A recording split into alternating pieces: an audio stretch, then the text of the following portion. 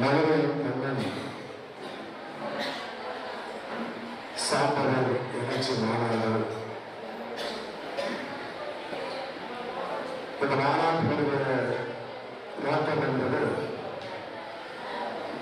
சமூக பொருளாதார அரசியலை முன்வைத்து ஒருங்கிணைக்கப்பட்டிருக்கிற இந்த மாநாட்டினுடைய தலைவர் சமூக நீதி போராளி ரவிச்சந்திரன் சார்ந்தவர் அவர்கள் இந்த மாநாட்டில் நிறைவாக பேரவை ஆட்சியாளர்கள தாயக மக்கள் கட்சியின் நிலையத் தலைவர் உரிமை போராளி தமிழ்ச்செல்வன் அவர்கள் இந்த நிகழ்வில் பங்கேற்று உரையாற்றி சென்றிருக்கிற அவர் திரைப்படத்தின் பசுமன் பாண்டியன்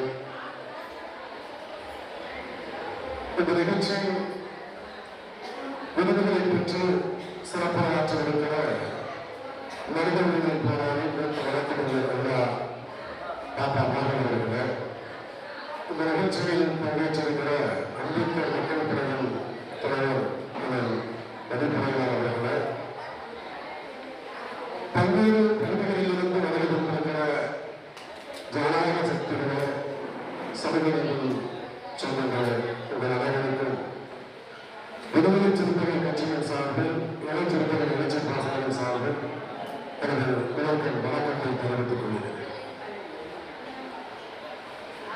இந்த வார்த்தை சார்ந்தவர் என்கிற இந்த வார்த்தை எங்களோடு எங்கள் வாழ்வியலோடு அதிகமான ஒரு நெருக்கத்தை கொண்ட வார்த்தை, தொடர்பை கொண்ட வார்த்தை. நான் தூத்துக்குடி மாவட்டத்தை சார்ந்தவர், திருச்செந்தூர் சொந்த பகுதி. கன்னியாகுமரி மாவட்டத்தில் சாம்பவர் என்கிற அடையாளத்தோடு சாமி சான்றிதழ்கள் வழங்கப்பட்டுள்ளது இன்றைக்கு நடைமுறையில் இருந்து வருகிறது. அதேபோல 90 காலகட்டத்திற்கு முன்பு எங்கள் பகுதியிலும் அதிகமாக அதே பெயரில் நாங்கள் அழைக்கப்பட்டிருக்கிறோம். எங்கள் தாத்தாவை கூட அவர் நிலத்தில் வேலை செய்யக்கூடிய நிலத்துடைய உரிமையாளர் சாம்பான் என்றுதான் அழைப்பார்கள், பெண்களை சாம்பாட்டி என்றுதான் அழைப்பார்கள். ஆனால் ஒரு காலகட்டத்தில் அவையெல்லாம் எப்படி விளிம்புகளாக மாற்றப்பட்டது. தமிழர்கள் 4 குடிகளை தவிர வேறு குடிகள் இல்லை என்று சொல்லுகிறார்கள். அது ஒரு குடி பறவைக்குடி என்று சொல்லுகிறார்கள்.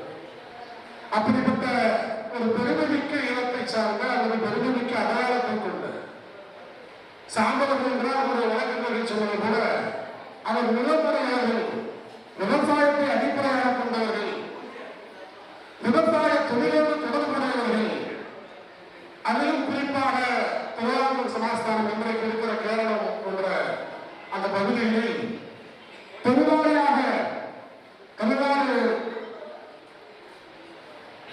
மாநிலத்தோடு கன்னியாகுமரி இணைக்கப்பட்ட பிறகு அந்த பெருவாரியான பகுதிகளோடு சாம்பல் என்ற அடையாளத்தோடு இந்த மக்கள் வாழ்ந்து கொண்டிருக்கிற வரலாற்று சான்றுகள் இன்றைக்கும் நாம் பார்க்க முடியும். அதன் பெயரில் ஒரு அரசியல், அதன் பெயரில் ஒரு அடையாளத்தை முன்னெடுத்து இன்றைக்கு பல்வேறு தோழர்கள் பல்வேறு தலைப்புகளில் இங்கு நாம் உரையாற்றிக் கொண்டிருக்கிறோம். தமிழ்நாட்டு அரசியல் களத்தில் ஆதிதிராவிடர் என்கிற ஒரு அடையாளம் சொல்கிறது. இந்த மண்ணின் மைந்தர்களை யாரென்று அழைப்பது? அயோத்தியாச பண்டிதர் தாத்தா ரத்தமலை சீனிவாசன் போன்ற தலைவர்கள் எல்லாம் ஆரியர்களுக்கு எதிராக ஆரிய பார்ப்பனர்கள் சாதி என்கிற இழிவை நம் மீது சுமத்தி தீண்ட தகாத மக்கள் என்று சொல்லி இழிவுபடுத்திய போது அவர்களுக்கு எதிராக கிளர்த்திருந்த மக்கள் நம்முடைய தலைவர்கள் நமக்கு சூட்டிய அடையாளம் ஆதிதிராவிடர் என்கிற அடையாளம். ஆரிய அரசியலுக்கு எதிரான ஒரு அரசியலாக திராவிட அரசியல் உருவாக்கப்பட்ட காலம் என்று நான் சொல்ல வேண்டும். இந்த மண்ணில் சாதி இல்லாத சமூகமாக இந்திய துணைக்கண்டம் முழுவதும் பதவி இழந்தவர்கள் நாகர் இனத்தை சார்ந்தவர்கள், திராவிட இனத்தை சார்ந்தவர்கள், தமிழ் மொழியை பேச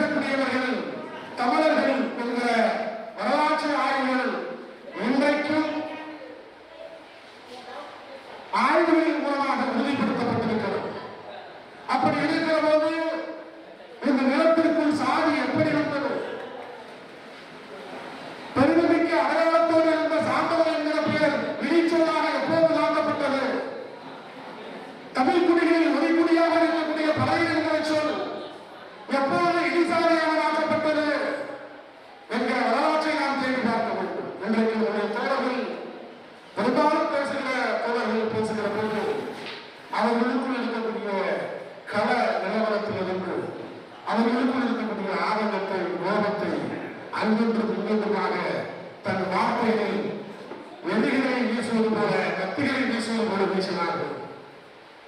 அதை உணரக்கூடிய ஆற்றல் எனக்கு உண்டு, அதை உருவாக்கக்கூடிய ஆற்றல் எனக்கு உண்டு.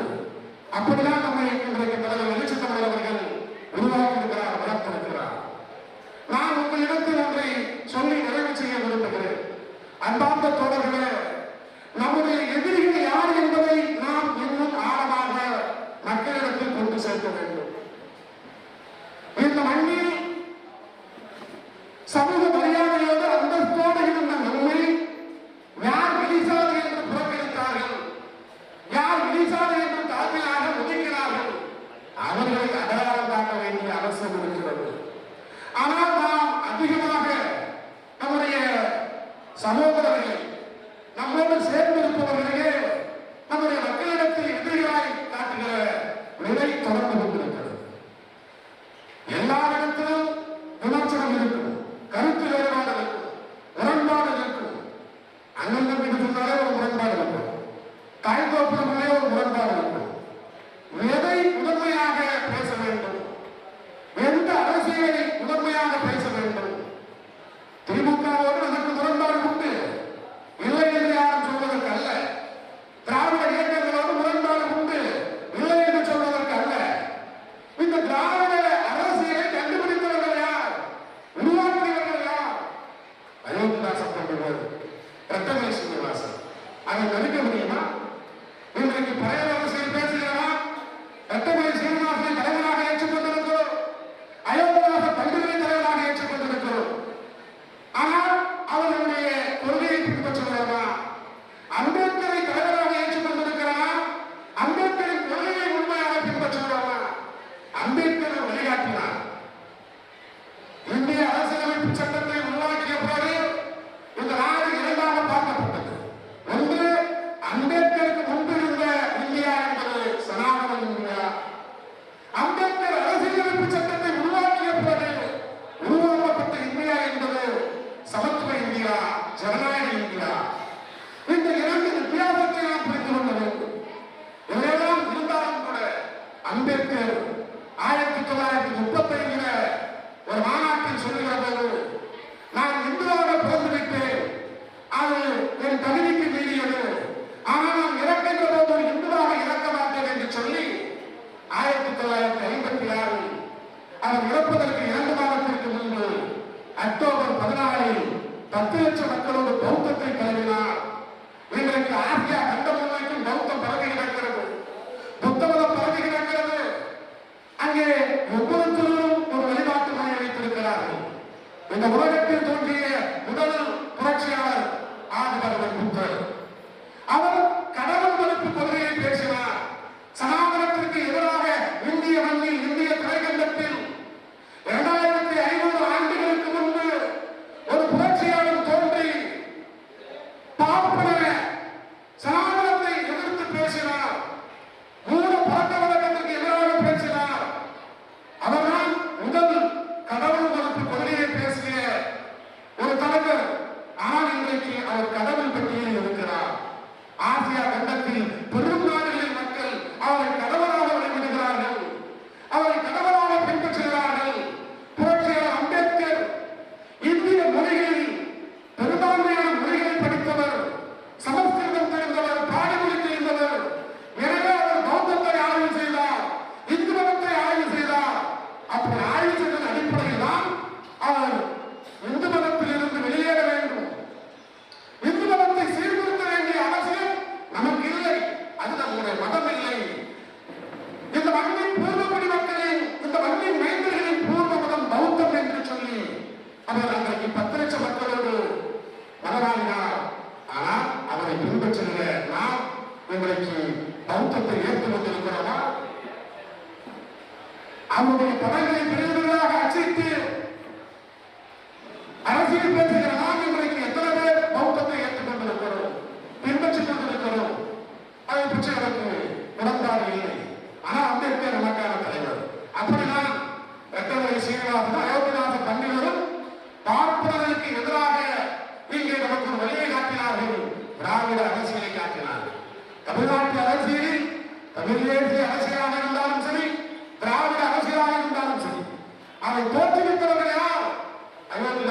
நீங்கள் கட்டளை சீனிவாசன் மறுக்க முடியாது. அயோத்தியாச பண்டிதர் தான் திராவிட பாண்டியன் என்கிற விழாவை நடத்தினார். அயோத்தியாச பண்டிதர் தான் ஒரு பைசா தமிழர் என்கிற விழாவை நடத்தினார். அதன் மூலமாக நமக்கு வழிகாட்டினார். இன்றைக்கு சீமான் போன்ற தேசிய மக்கள் எல்லாம் இன்றைக்கு திராவிடத்தை அழித்து விடுவோம், பார்ப்பன கடவாளை கொண்டு திராவிட கோட்டையை இடித்து விடுவோம் என்று பேசுகிறார். அவர் தேசிய மக்கள் சொல்றத அறிவிப்பா பேசுகிறது. சூத்திரர்களை தேசிய மக்கள் என்று ஆரிய வேதம் சொல்கிறது. அதை அவன் தூக்கி பிடிச்சிட்டு அதனால சொல்றோம், நம்ம தப்பா சொல்றோம். இப்படி இருக்கிற சூழலில் இந்த மக்கள் ஏன் தாக்கப்பட்ட மக்களாக மாற்றப்பட்டார்கள், தீண்டப்படாத மக்களாக மாற்றப்பட்டார்கள்? வந்தேரி ஆரிய பார்ப்பதை கண்டுபிடித்த சாதிய அமைப்புகளை ஏற்க மறுத்த மக்கள் பழைய மக்கள். இந்த மண்ணின் பூர்வகுடிகள் 2000 ஆண்டுகளாய் பௌத்தர்களாய் சமணர்களாய் இந்த மண்ணில் களமாடியவர்கள். ஆரியத்தை ஏற்க வேண்டும், ஆரிய சாதிய அமைப்புகளை ஏற்க வேண்டும் என்று சொல்லி இந்தியாவில் இருக்கக்கூடிய மன்னர்களை சிறைபிடித்து தலைவர்களுக்கு இடையில் பேசுகிற போது ஒரு நிகழ்வில் சொன்னார், பாண்டிய மன்னர்கள், சேர மன்னர்கள், சோழ மன்னர்கள் தான் சமஸ்கிருதத்திற்கு இங்கே வெளியிட்டார்கள், பார்ப்பன அடிமையாக இருந்தார்கள் என்று சொன்னார். அது உண்மை, யாரும் மறுக்க முடியாது.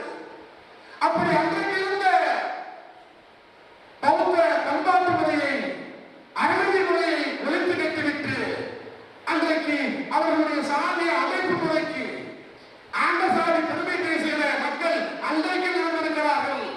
பார்ப்பன சூழ்ச்சிக்கு பலியாகி அந்த சாதி அமைப்பு முறைக்கு கட்டுப்பட்டவர்களாக இருந்த காரணத்தினால் அதை ஏற்க மறுத்த மக்களை கொத்து கொத்தாக படுகொலை செய்தார்கள். உலகில் முதல் இனப்படுகொலை எங்கே நடந்தது என்று சொன்னால் அது தமிழ்நாட்டில் நடந்தது, இந்தியாவில் நடந்தது. ஆரியத்தை ஏற்க மறுத்த காரணத்தினால் பௌத்தர்கள் கொத்து கொத்தாக தலையெடுக்கப்பட்டார்கள், சமணர்கள் கொத்து கொத்தாக தலையெடுக்கப்பட்டார்கள். இது வரலாறு, யாரும் மறைக்க முடியாது.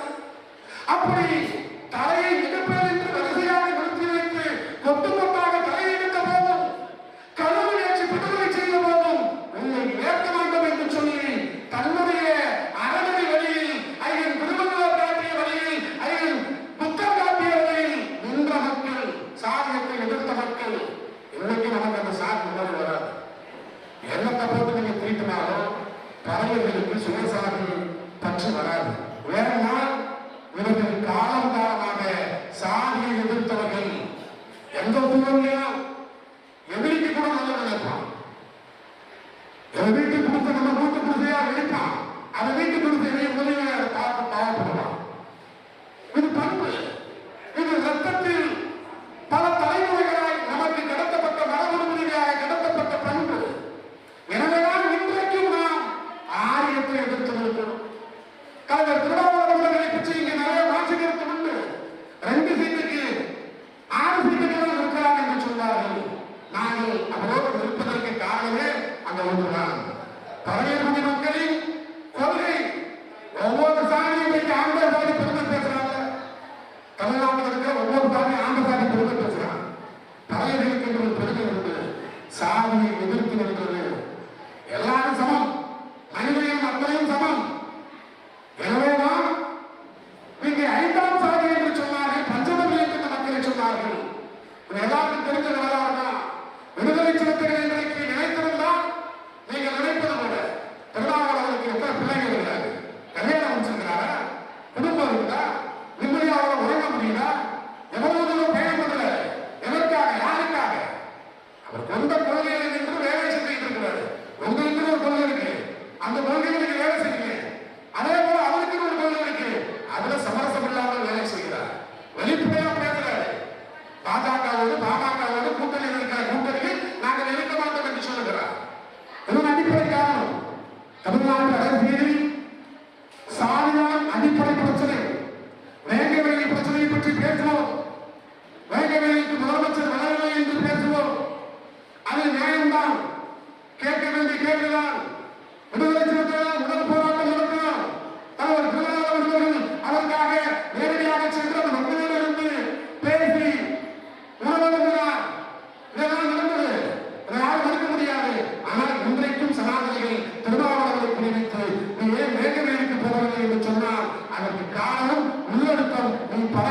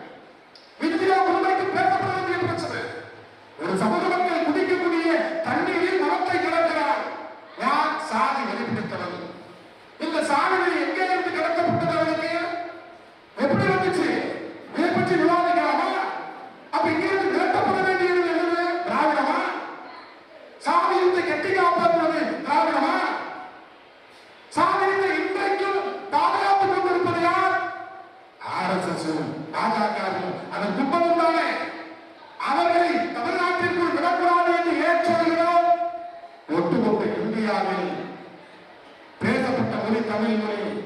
அந்த மொழியிலிருந்து உருவாக எல்லாம் இன்றைக்கு தென்னிந்திய மொழிகள் என்று நாம் சொல்வது போல பல மொழிகள் உண்டு.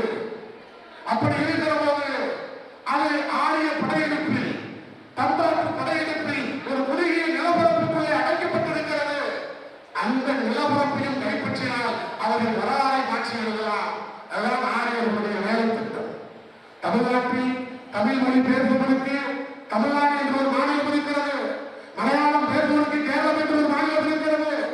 இந்த மாதிரி இந்தியா முழுமைக்கும் இந்த மண்ணின் மைந்தர்களுக்கு அவர்கள் தாய்மொழியில் ஒரு மாநிலம் இருக்கிறது.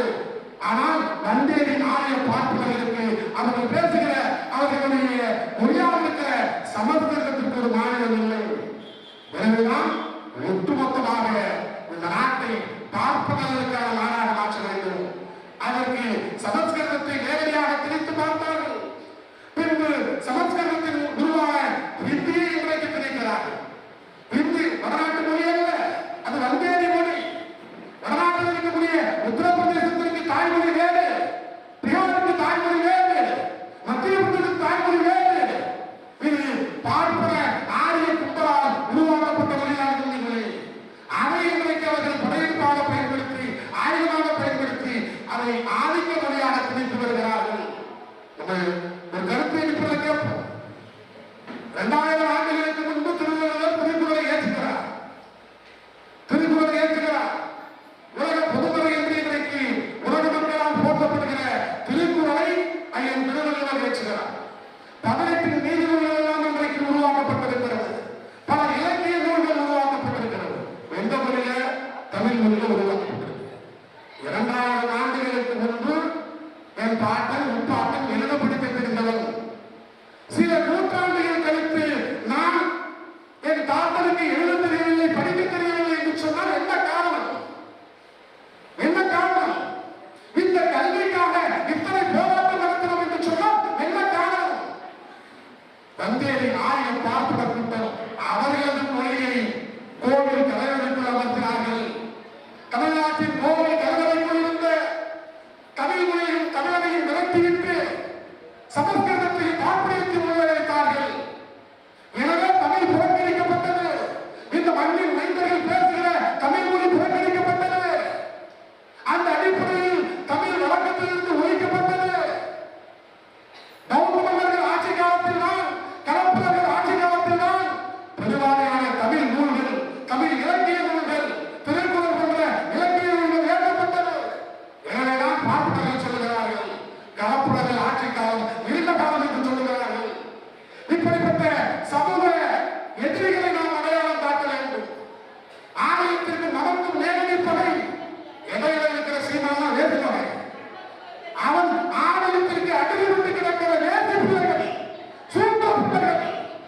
பிரம்மனின் நெற்றியிலிருந்து பிறந்தவன் பிராமணன், தோளிலிருந்து பிறந்தவன் சத்திரியன், தொடையிலிருந்து பிறந்தவன் வைசிரியன், உள்ளங்காலிலிருந்து பிறந்தவன் சூத்திரன் என்று சொல்லி நீ பார்ப்பதற்கு பிறந்தவன் என்று சொல்லி ஒரு மனித சமூகத்தை இழிவுபடுத்துகிறான்.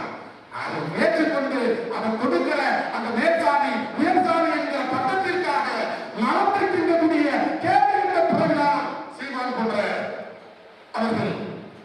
நாமும் சொல்லவில்லை தேசிய மக்கள் என்று நான் சொல்லவில்லை. ஆறு வேதம் சொல்லுகிறது சூத்திரர்கள் பார்ப்பதற்கு பிறந்தவர்கள் தேசிய மக்கள் என்று சொல்லுகிறது. அதை முடியல, அந்த ஆரியத்தை விரட்ட முடியல. அவன் திராவிட கடப்பாறையை கொண்டு வந்து இடிப்பேன், திராவிட கோட்டையை இடிப்பேன், பார்ப்பன கடப்பாறை கொண்டு வந்து இடிப்பேன் சொல்றாங்க. யாருக்கு எதிராக? நமக்கு நாட்டு சாதி சான்றிதழ் இருக்கிறது. தமிழ்நாட்டில் ஆதி திராவிடர்கள் என்று சாதி சான்றிதழ் வைத்து மறுக்க முடியுமா? மேட போட்டு பேசுற 2000 ஆண்டுகளாய் எடுத்து நிற்கிற பதவிகளுக்கு சொந்தமானது, சாமர்களுக்கு சொந்தமானது. அப்படிப்பட்ட ஒரு வரலாற்றை இன்றைக்கு அவர்கள் திரித்து கொண்டிருக்கிறார்கள். நம்முடைய இனத்தை சார்ந்த இளைஞர்களை மனமாற்றம் செய்து கொண்டிருக்கிறார்கள். அந்த கொள்கை அடிப்படையில் தான் திமுக தான். திமுகவோட 1000 முரண்பாடு இருந்தாலும், கொள்கை முரண்பாடு இருந்தாலும், ஆரியம் முக்கியமா அல்லது இந்த மண்ணில் இன்றைக்கு தாராளம் என்ற பெயரில் அரசியல் செய்வது முக்கியம்? யாரோட கூட்டணி வைக்க முடியும்? திமுக விட்டு விடுதலை சிறுத்தைகள் வெளியே வந்துவிட்டால் யாரோட கூட்டணி வைப்பது? தனித்திருக்க வேண்டும். 236 தொகுதிகள் வாக்குச்சாவடி செல்ல முடியுமா? திருமாவளவன் 1900